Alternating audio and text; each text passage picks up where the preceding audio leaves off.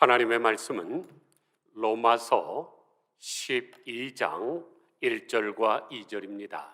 신약성경 256면 로마서 12장 1절과 2절 봉독해 드리겠습니다. 그러므로 형제들아, 내가 하나님의 모든 자비하심으로 너희를 권하노니 너희 몸을 하나님이 기뻐하시는 거룩한 산 제물로 드리라. 이는 너희가 드릴 영적 예배니라. 너희는 이 세대를 본받지 말고 오직 마음을 새롭게 함으로 변화를 받아 하나님의 선하시고 기뻐하시고 온전하신 뜻이 무엇인지 분별하도록 하라. 아멘. 중국 하나라의 걸왕은 자기 이름에 걸맞지 않게 아주 악한 임금이었습니다. 그래서 아주 백성들에게 포악한 정치를 했고 하나님에게는 불경스러웠습니다. 그런데 그 하나라를 멸망시키고 은나라를 세운 탕왕은 설렁탕보다 더 좋은 성군이었습니다. 그 이유가 있는데 자기 목욕실에 9개의 글자를 새겨놓고 매일매일 그걸 보면서 자기를 변화시켰기 때문입니다.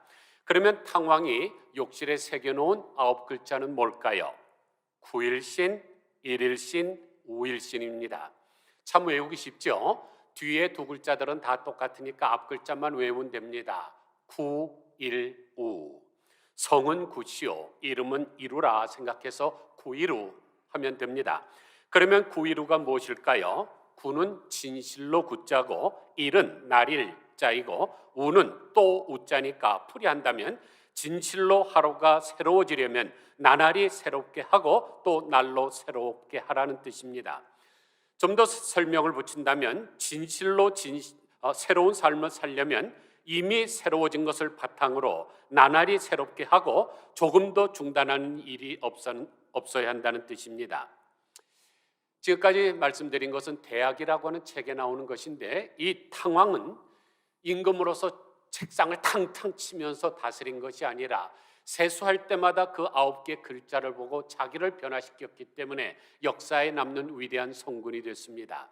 우리도 새해 첫 주를 맞이해서 이 귀한 교훈을 배워 우리도 역사의 길이 남는 위대한 인물이 되었으면 좋겠습니다. 오늘 본문이 기록되어 있는 로마서는 성경 중에 성경이라고 부릅니다. 우리가 그런 얘기 쓰죠. 왕 중 왕. 세상에 왕들이 많지만 그 중에 진짜 왕이다. 그런 것처럼 성경 중에 성경. 성경이 66권인데 그 중에서 가장 중요한 것은 로마서라는 뜻이죠. 그래서 성경 최고의 보화, 모든 성경을 이해하는 열쇠라는 별명을 가졌습니다. 그래서 종교개혁가 마르틴 루터는 로마서는 실로 신학 성경 중에서 가장 중요한 부분이며 참으로 가장 순수한 복음이다. 로마서는 모든 크리스찬들이 마땅히 마음으로 모두 알아야 할 뿐만 아니라 매일매일 영혼의 양식으로 묵상해야 할 만큼 가치를 지니고 있다. 9일신, 5일신, 1일신, 5일신과 같죠. 어거스틴도 이 로마서 때문에 탕자였다가 성자로 변화됐습니다. 그런데 오늘 우리가 읽은 부분은 이 로마서의 금문교입니다. 여러분 샌프란시스코에 가면 금문교가 있죠. 이쪽과 이쪽을 연결하는 것. 왜냐하면 로마서 1장에서부터 11장까지는 교리에 대해서 말씀하고 12장부터 16장까지는 그 교리에 따라서 우리가 어떻게 살아가야 될까 하는 내용이 기록되어 있는데 그 두 다리를 연결시켜주는 것이 바로 이 로마서 12장 1절과 2절이기 때문입니다. 그래서 앞에서는 신앙을 주제로 다뤘다면 이제부터는 생활을 주제로 다루고 앞에서 교리를 설명해 주었다면 이제부터는 윤리를 가르쳐주고 앞에서는 구원을 주제로 삼았다면 이제부터는 성화를 요구하고 앞에서 변화를 주제로 삼았다면 이제부터는 헌신을 요구하고 있습니다.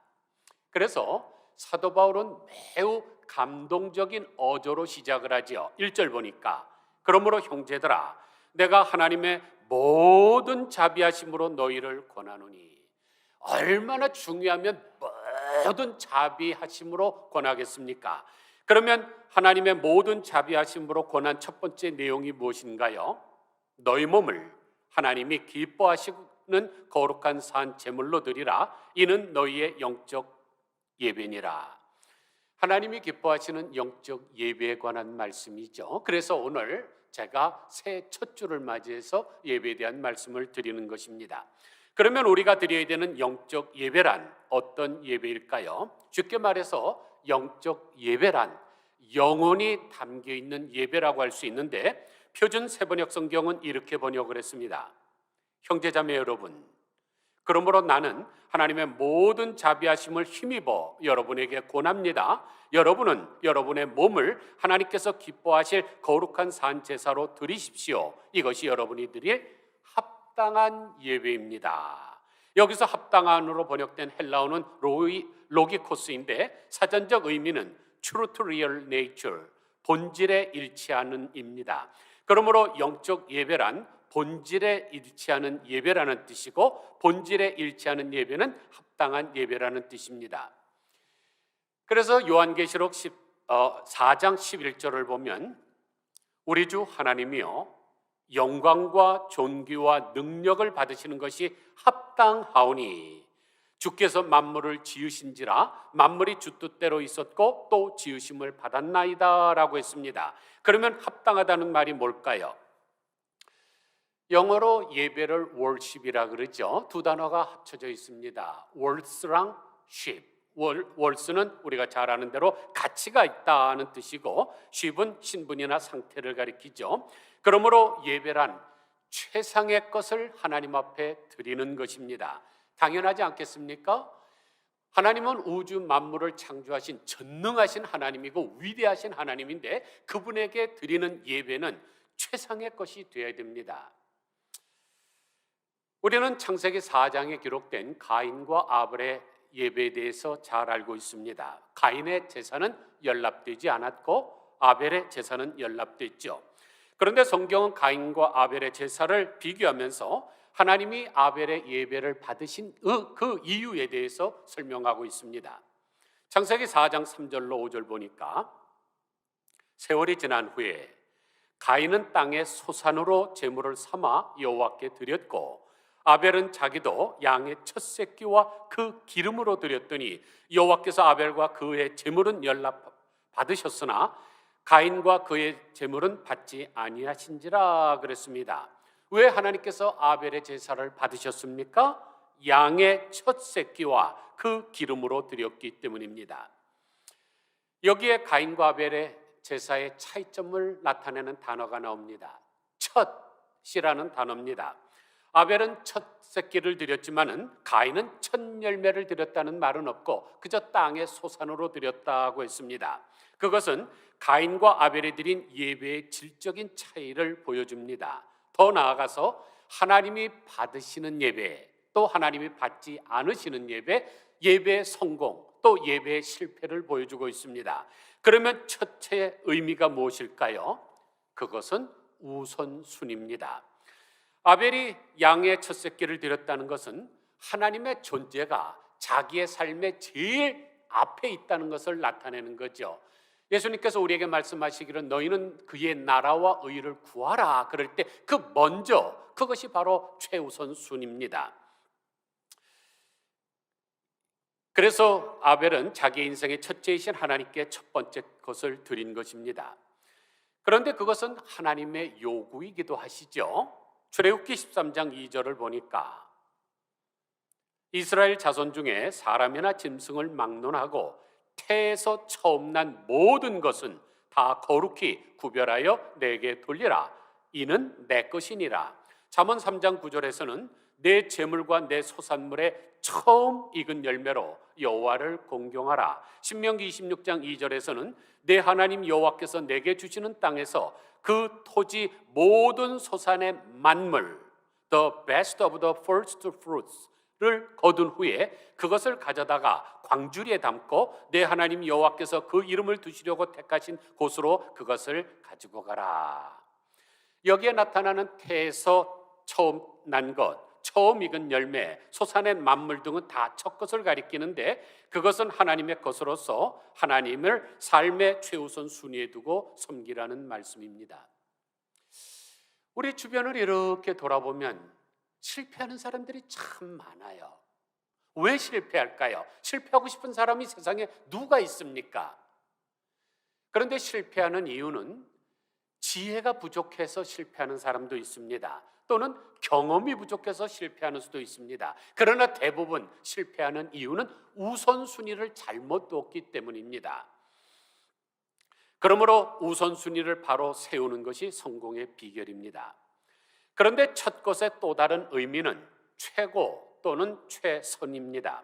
예배를 뜻하는 영어 단어 worship은 원래 앵글로색슨족의 worship라는 단어에서 유래했는데 그것은 가치를 돌린다는 뜻입니다. 그러므로 하나님께 나아갈 때는 가장 가치 있는 것을 돌려야 됩니다. 우리가 보통 하나님께 영광을 돌립니다 그런 표현 쓰는데 그 영광이라는 단어 카보드는 무겁다는 뜻입니다. 우리의 장기로 표현할 때는 간을 의미해요. 왜냐하면 우리 장기 중에서 간이 제일 무겁기 때문에. 그런데 무거운 게 뭘까요? 금덩어리같이 가장 고귀한 것을 말하는 것입니다.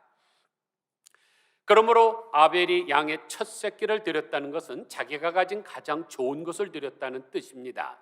그리고 이어서 나오는 기름도 매우 귀하고 가치 있는 것을 의미합니다. 레위기 3장 14절을 보니까 예물을 가져다가 여호와께 화제를 드릴지니 곧 내장에 덮인 기름과 내장에 붙은 모든 기름과 또 두 콩팥과 그 위에 기름 곧 허리 쪽에 있는 것과 간에 덮인 거풀을 콩팥과 함께 떼어낼 것이요 제사장은 그것을 제단 위에 불사를 찌니 이는 화제로 드리는 음식이요 향기로운 냄새라 모든 기름은 여호와의 것이니라. 기름은 하나님의 것이고 또 기름은 가장 좋은 것의 상징입니다. 그래서 아벨은 하나님 앞에 가장 좋은 것을 드리고 싶어서 첫 새끼와 기름을 드린 것입니다. 예수님께서 성경 중에 가장 큰 계명이 뭐라 그랬습니까?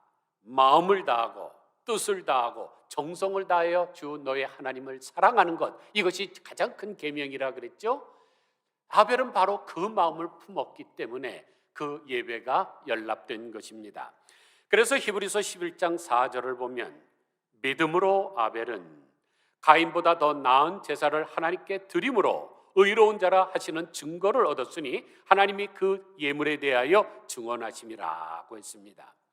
지금 히브리서 기자는 이 믿음을 어디에다가 지금 연결시키고 있습니까? 예배에 연결시키고 있습니다.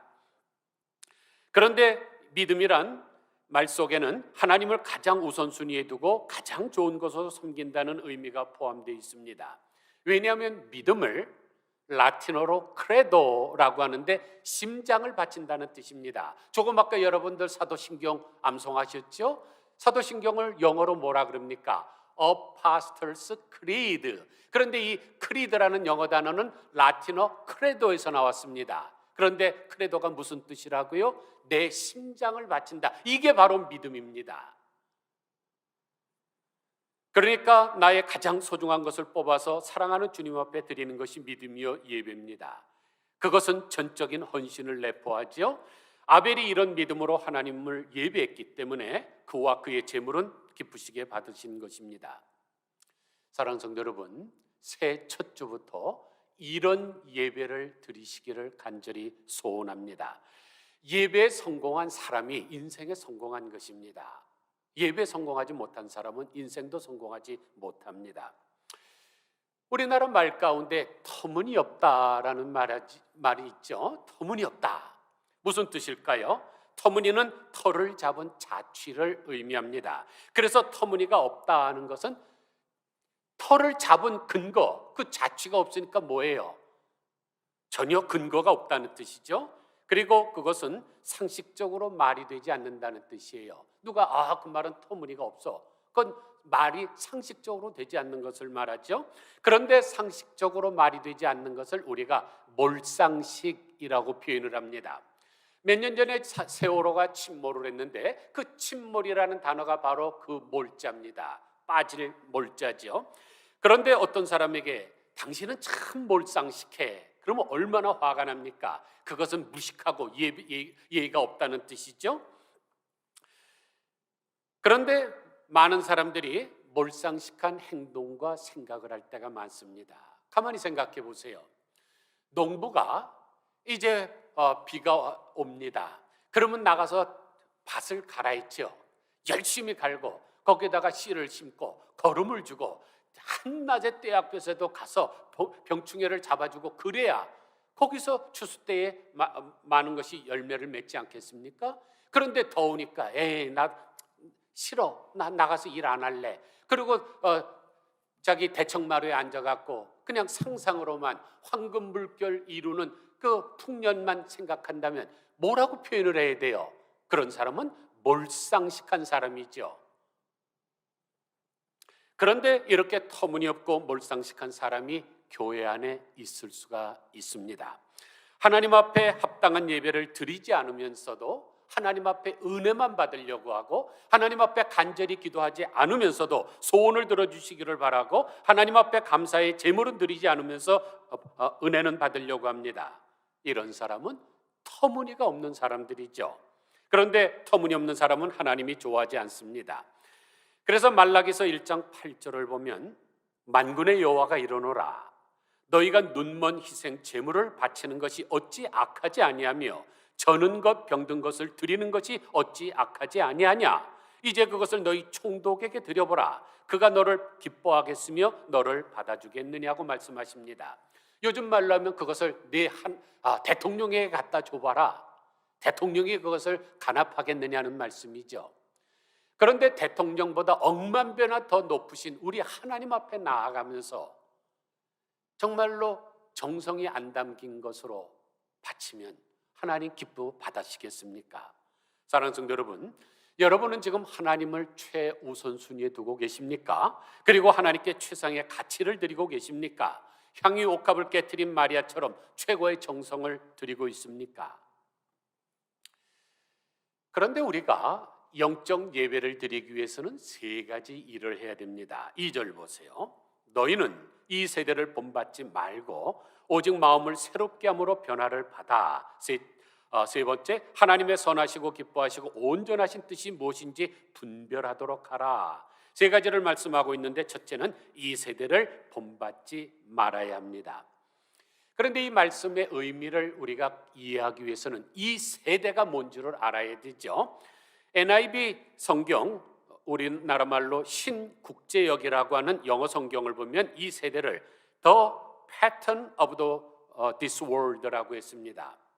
그러니까 우리가 살고 있는 세상의 패턴을 따르지 말라는 것이죠. 예전에 혹시 재봉공장에서 일해보신 분 계십니까? 대량 생산하기 위해서는 패턴이라는 것이 있습니다. 그것을 천에다 대고 썰어갖고 그것을 막 박는 거죠. 그러므로 이 세대를 본받지 말라는 말은 이 세상의 잘못된 유행이나 풍습을 따르지 말라는 말씀입니다. 그 의미를 가장 잘 설명한 책이 요한일서 2장 15절인데 이 세상이나 세상에 있는 것들을 사랑하지 말라. 누구든지 세상을 사랑하면 아버지의 사랑이 그 안에 있지 아니하니 이는 세상에 있는 모든 것이 육신의 정욕과 안목의 정욕과 이생의 자랑이니 다 아버지께로 온 것이 아니요 세상으로부터 온 것이라. 이 세상도 그 정욕도 지나가되 오직 하나님의 뜻을 행하는 자는 영원히 거하느니라. 첫째, 이 세대는 육신의 정욕을 따라 살고 있습니다. 그것은 자기의 이기심과 탐욕을 따라 사는 것을 의미합니다. 이기심과 욕망의 노예가 되어서 환상의 파랑새를 쫓는 삶이죠. 이런 사람은 아무리 많은 것을 줘도 만족함이 없습니다. 사람 안에는 무적행 같은 게 있어요. 요한계시록에 보면 사탄을 가두는 것이 무적행 아닙니까? 없을 무자에다 바닥자자에 갱도갱자. 이게 무슨 탄광이나 금광이나 있으면 파고 들어가면 바닥이 있죠. 그걸 막장이라 그러지 않습니까? 그런데 인간의 마음은 이 끝이 없어요. 아무리 갖다 보세요, 여러분. 100만 불 주면 만족할 것 같습니까? 1억 원 줘도 만족하지 않습니다. 그래갖고 나단 선지자가 다윗 왕을 책망하지 않아요?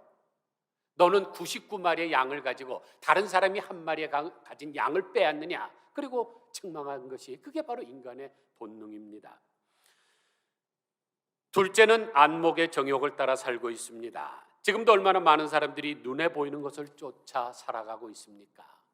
텔레비전을 보면서 야, 저 사람이 입은 옷 내가 입으면 클레오파트라도 뒤집어지겠다 할 정도로 그런 착각 속에서 살아갑니다. 또 텔레비전에서 선전하는 어떤 건강식품 먹으면 자기가 무슨 헤라클레스가 될 것 같이 착각하고 살아가고 있죠. 또 선전하는 보험에 가입하면 모든 질병으로부터 안전할 것 같은 착각에 살아가고 있습니다. 이게 다 안목의 정욕이죠. 셋째는 이생의 자랑을 따라 쫓아가 살아가고 있습니다. 이것은 자기가 현재 가지고 있거나 아니면 자기가 할 수 있는 것을 확대해서 자랑하는 것을 말합니다. 이것은 교만한 삶이죠. 그런데 세상은 이렇게 살아야 된다고 우리에게 자꾸만 강요를 합니다. 그래서 우리가 살고 있는 시대를 자기 PR 시대라고 그러죠. 자기 광고 시대인데 피 터지게 알리라. 그래갖고 자꾸만 더 확대를 하고 있습니다. 결국 이 세대는 하나님은 없고 자기만 있는 세상을 말합니다.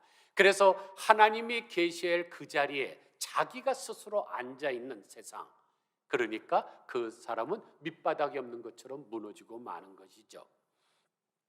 그래서 빌립보서 3장 19절을 보면 그들의 마침은 멸망이요 그들의 신은 배요 그 영광은 그들의 부끄러움에 있고 땅의 일을 생각하는 자라 그랬습니다. 저들의 신이 뭐라고요? 벨리래요. 벨리, 배. 강원도 말로 하면 배따지, 충청도 말로 하면 배땡이, 제주도 말로 하면 배복지, 평안도 말로 하면 배시댁이죠. 이게 그 사람들의 신이에요. 신. 그러므로 하나님을 기쁘시게 하는 진정한 예배자가 되기 위해서는 먼저 이 세대를 본받지 말아야 됩니다. 하나님을 사랑한다고 하면서 이 세상을 모델로 삼고 세상의 가치에 자기를 동화시키면 그것은 참된 예배자가 될 수 없기 때문입니다. 둘째로 마음을 새롭게 함으로 변화를 받아야 됩니다. 그런데 여기서 말하는 변화는 단순한 행동이나 모양의 변화를 말하는 것이 아닙니다. 윤리적이고 도덕적인 의미의 변화도 아닙니다. 본질적인 변화를 말하죠. 물이 포도주로 변한 것처럼 속사람이 완전히 변화되는 것을 말합니다. 원래 우리의 속사람은 어떤 사람이었습니까? 에베소서 2장 3절이 정확하게 알려주고 계신데 전에는 우리도 다 그 가운데서 우리 육체의 욕심을 따라 지내며 육체와 마음에 원하는 것을 하여 다른 이들과 같이 본질상 진노의 자녀였더니, 그러니까 우리는 본질상 진노의 자녀였고 저주의 자식이었으며 사탄의 종노릇하던 사람들입니다. 그러므로 이 상태에서 변화되지 않으면 우리는 그냥 도낀 개낀, 변화돼봐야 약간 외식하는 정도, 그 정도밖에 변화가 되지 않습니다. 가만히 생각해 보세요. 진정으로 마음이 변화되지 않았는데 그 사람의 행동이 완전히 변화되겠습니까? 꾸미는 것이죠. 예수님께서도 말씀하시지 않았어요? 속에서 나오는 것이 자기의 몸으로 나타난다. 그러므로 마음을 새롭게 함으로 변화를 받으라는 말씀은 속사람이 변화되는 말씀입니다. 그러면 속사람이 변화되는 것이 무슨 뜻일까요? 예수 그리스도를 구세주로 영접하고 하나님으로 영접하는 것입니다. 예수님께서 12 제자들에게 너희는 나를 누구라 하느냐? 그럴 때 사도 베드로가 뭐라 그랬습니까? 주는 그리스도시요 살아계신 하나님의 아들이니이다 라고 고백했죠. 이게 바로 속사람이 변화되는 것입니다. 그래서 살아계신 주님을 인격적으로 만나고 물과 성령으로 거듭나는 것입니다. 그런 사람만이 거듭난 하나님의 백성이요 그런 사람만이 천국에 들어갈 수 있습니다. 셋째로 하나님의 뜻을 분별해야 됩니다. 효자는 누굴까요? 가끔 가다가 어머니에게 또 아버지에게 용돈을 좀 드리고 또는 아니면 맛있는 음식을 사다 주는 게 효자 효녀일까요? 아니죠.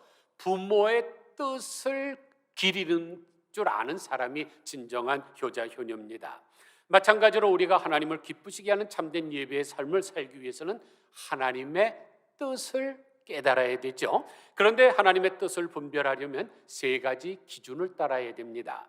첫째, 이 일이 하나님의 보시기에 선한 일인가?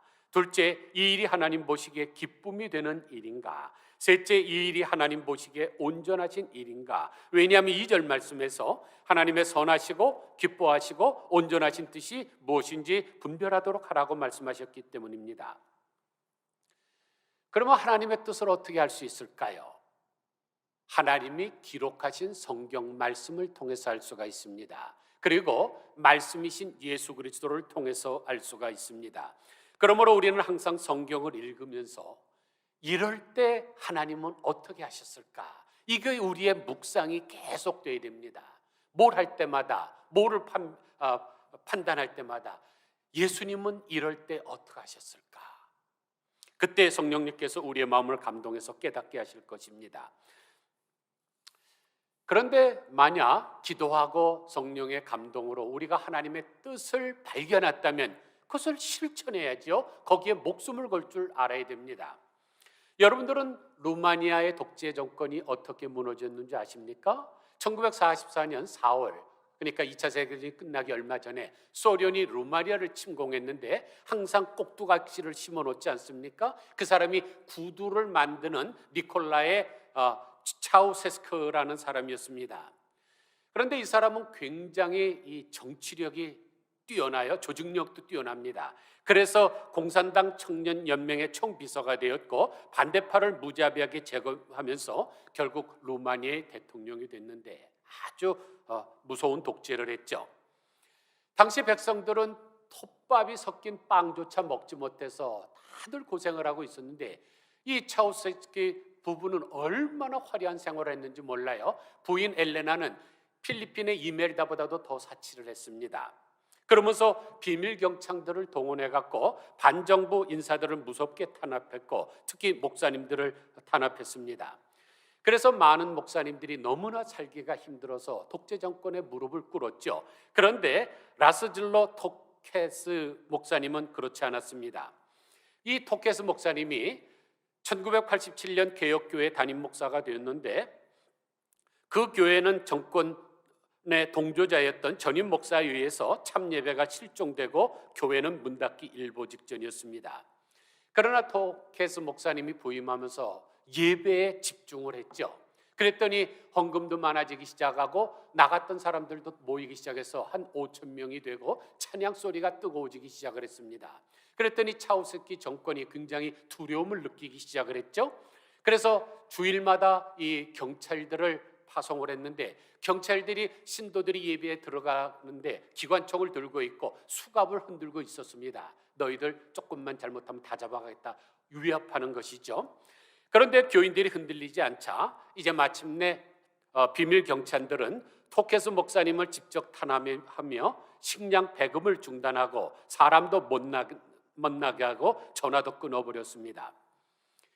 그리고 그 교회 장로들에게 목사를 타도하라는 요청을 했지만 장로님들이 거절을 하니까 장로님들을 다 총살시켜 죽였습니다. 그리고 토케스 목사님을 4인조 괴한이 얼굴을 찔러서 피투성이가 되었죠. 그래도 물러서지 않자 비밀 경찰들은 1989년 12월 15일까지 이 지역을 떠나라고 공문을 보냈습니다. 그리고 그 당일날 비밀 경찰들이 토케스 목사님을 추방하려고 찾아왔지만은 교인들이 인간 방패 띠를 만들어서 뜻을 이루지 못했습니다. 그런데 그 소식을 듣고 다른 교회들도 합류해서 인간 방패의 벽은 점점 더 두꺼워졌고 그들은 곧 시위대로 변해서 우리에게 자유를 달라고 외쳤습니다. 결국 12월 17일 새벽 마침내 비밀 경찰들은 인간 방패를 무력으로 뚫고 토케스 목사님 부부를 두들겨 패서 피투성이로 만든 후에 연행해 갔습니다. 그런데 성도들이 자기들의 눈앞에 목사님이 끌려가는 것을 보고 광장으로 몰려갔고 그날 밤 군은 시위대를 향해서 발포를 해서 수백 명을 죽였습니다. 그러나 교인들은 총에 맞아 쓰러지면서도 전진을 해서 8일 후 성탄절날 마침내 루마니아 공산정권이 무너졌죠. 그러니까 그 무시무시한 공산정권이 무너진 것이 뭡니까? 무력으로 한 것이 아니죠. 하나님의 뜻을 깨닫고 목숨을 걸고 나갔던 성도들의 힘이었습니다. 그러므로 우리는 신앙과 행동이 분리돼서는 안 됩니다. 그런데 너무나 많은 사람들이 신앙 따로 행동 따로죠. 따로 국밥을 먹고 살아가고 있습니다. 한 예를 들까요? 어떤 교회를 섬기는 담임 목사님께서 부전증에 걸려갖고 신장 이식 수술을 받지 못하면 죽게 되었습니다. 그래서 설교를 하지 못하니까 어떤 신학교 교수님이 그 교회에 와서 설교를 하게 되는데 딱한 소식을 듣고 이렇게 말합니다. 사랑하는 성도 여러분, 여러분들의 목사님께서 빠른 시일 내에 신장 이식 수술을 받으셔야 합니다. 그렇지 않으면 생명이 위태롭다고 합니다. 저는 여러분 모두가 목사님을 지극히 사랑한다는 사실을 잘 알고 있습니다. 그래서 브리스길라와 아굴라가 사도 바울을 위하여 자기의 목이라도 내어놓았던 것처럼 여러분들도 목사님을 위해서라면 기꺼이 자신의 신장 하나 정도는 기증할 수 있으리라고 믿습니다. 그래서 저는 기도하는 가운데 성령의 인도하심을 따라 아주 좋은 방법을 생각해냈습니다. 여기 제가 비둘기털 하나를 가지고 나왔습니다. 이제 제가 여러분을 향하여 힘껏 불겠습니다. 그러면 예수님이 세례받고 물에서 올라오실 때에 성령이 비둘기처럼 내리신 것처럼 비둘기털이 날아가다가 내려앉은 그 사람이 자신의 신장 한쪽을 목사님에게 기증하도록 하겠습니다. 부디 하나님의 뜻인 줄을 알고 여러분 모든 기쁜 마음으로 순종해 주시기를 바랍니다.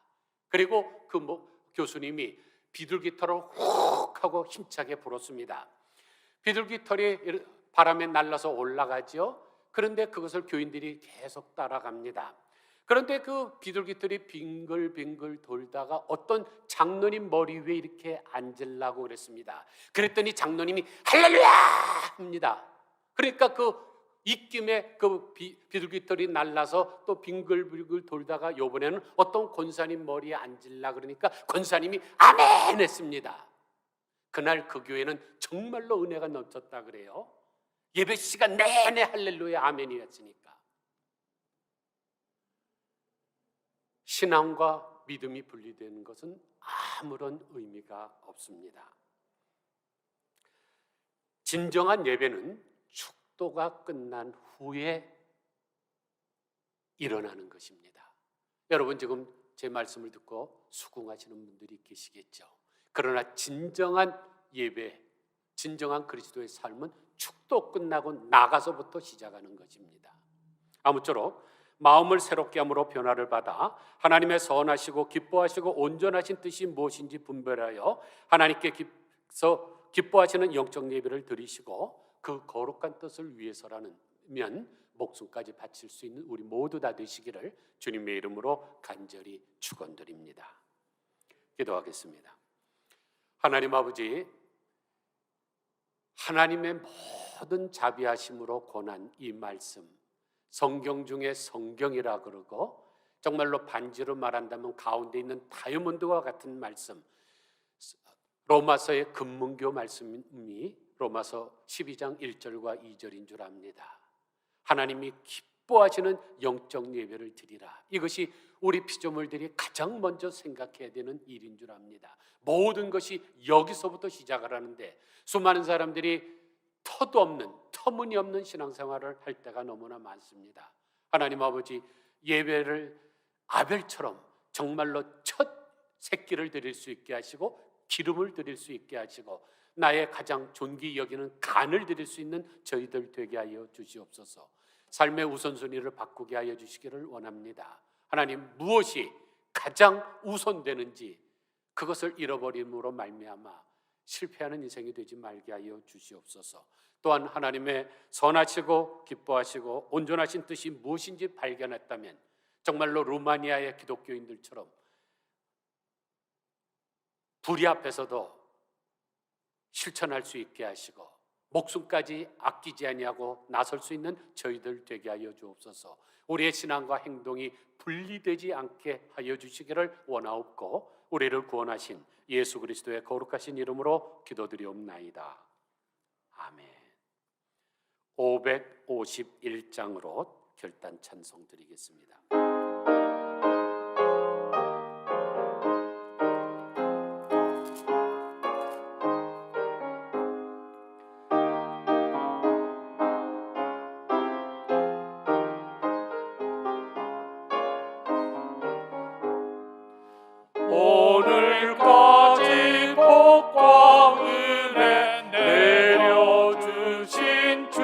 앞에 감사 찬송 부르면서 새해 맞이합시다. 우리 갈 길 비춰주는 주의 빛을 기리고 사랑 줄로 매여주는 은혜 찬송합니다. 죄인 위에 십자가에 희생하신 우리 주, 그 사랑에 감격하여 이 몸 바치옵니다. 우리 갈 길 다가도록 친구 되어 주시고 원수들도 사랑하게 새 마음을 주소서. 주의 얼굴 뵙고 살면 하루하루 즐겁고 주와 함께 짐을 지면 나의 짐이 가벼워. 이 땅 위에 영광의 날 밝아오는 때까지 사랑 깃발 휘날리며 봉사하며 살리라. 아멘. 213장 1절, 4절, 5절 부르시면서 예비하신 연보 하나님께 드리겠습니다.